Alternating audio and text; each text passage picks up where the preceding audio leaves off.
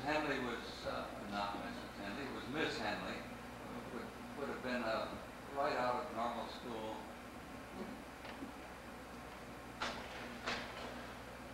Well, no, the school has gotten bigger. 1922. Oh, Elizabeth, did you find yourself in there? Where are you, Elizabeth? Let's see. You see the biggest girl there on the left? Okay, here? Yeah, that's yours truly. Oh.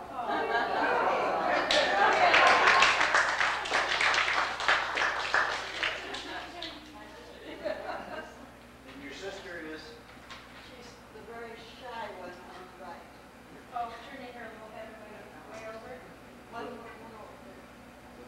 That's me. What year was this? That was about 2022. No, this is the class of 1934, and I think I can still name them, but that's my class. That's your? I'm in the second row, kind of in the middle, next to Margaret Clark.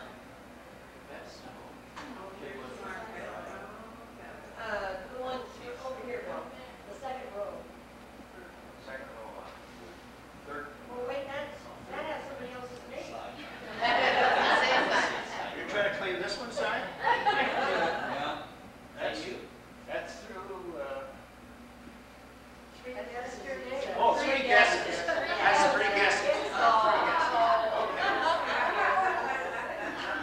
Well, Three guesses. that's Bill Long on the front, next to Tommy Rathbone. see, those are big kids. You don't have sixth graders here anymore. They go on somewhere else. Fifth graders. Big ones here. Bill Long was part of the garbage company. His dad came out here and with one old truck, and that's all they had. This cow used to Got be it in started. it. Kept it going with the families working. That's Kenny Berger. Yes, Kenny's there. Oh, want to name a few?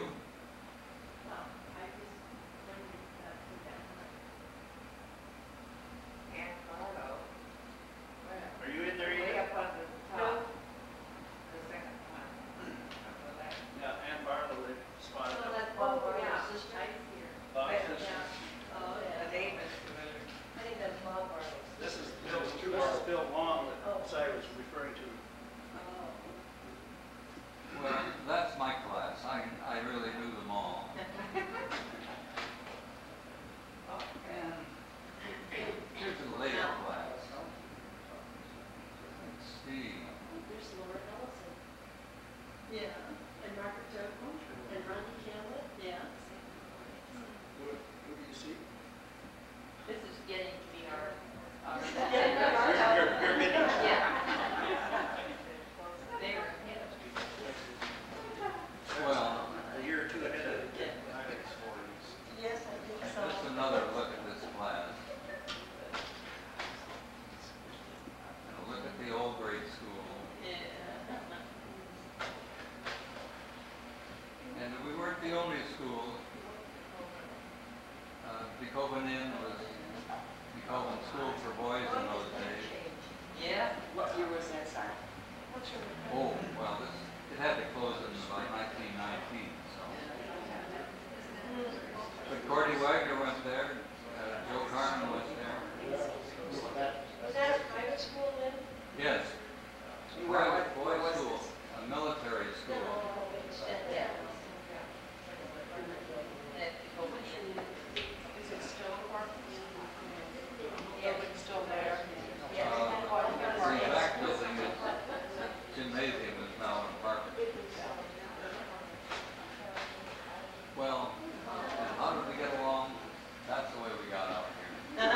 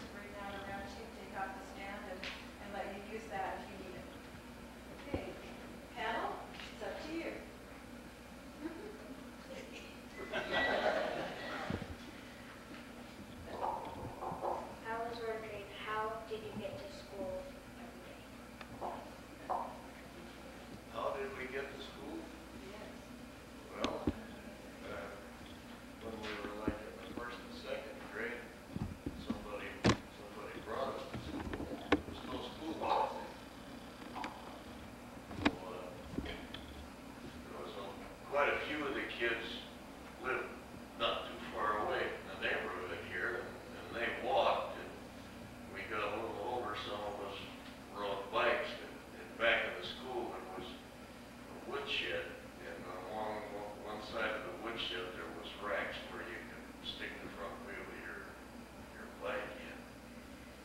But that was the only way you got to school.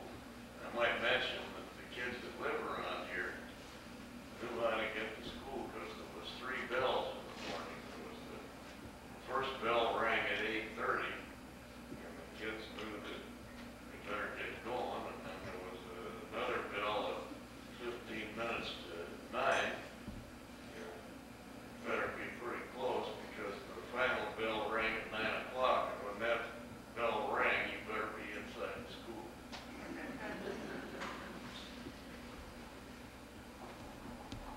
We walked, and we also had our bicycles later. And I want to tell you a strange thing that happened to me. I was looking at the mountain. It looked right straight to the mountain, no houses or anything. And I hit a cow. And I think that cow is still running. On your bicycle? Yep, on my bicycle. We lived a mile from school and walked every day. So it was a real interesting time. And I remember a windstorm on the prairie. We could not stand. The wind was so strong. It was just a terrific thing. And so we walked. A combination of the school bus and once in a while my mom brought it, but usually the school bus.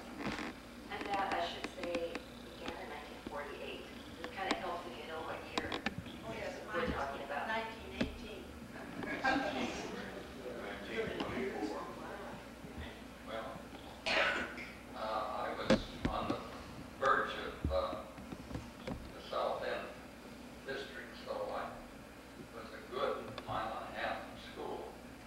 I got rides to school, and that didn't last too long. I do remember crossing over a creek, no, Ponce de Leon, and it was on the trestle. Yeah. It was very daring. Just a second. You mentioned the trestle.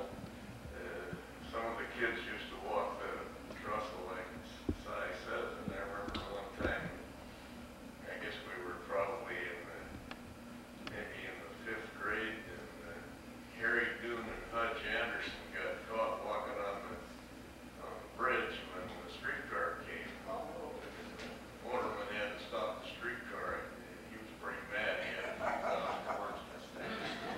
Harry and George.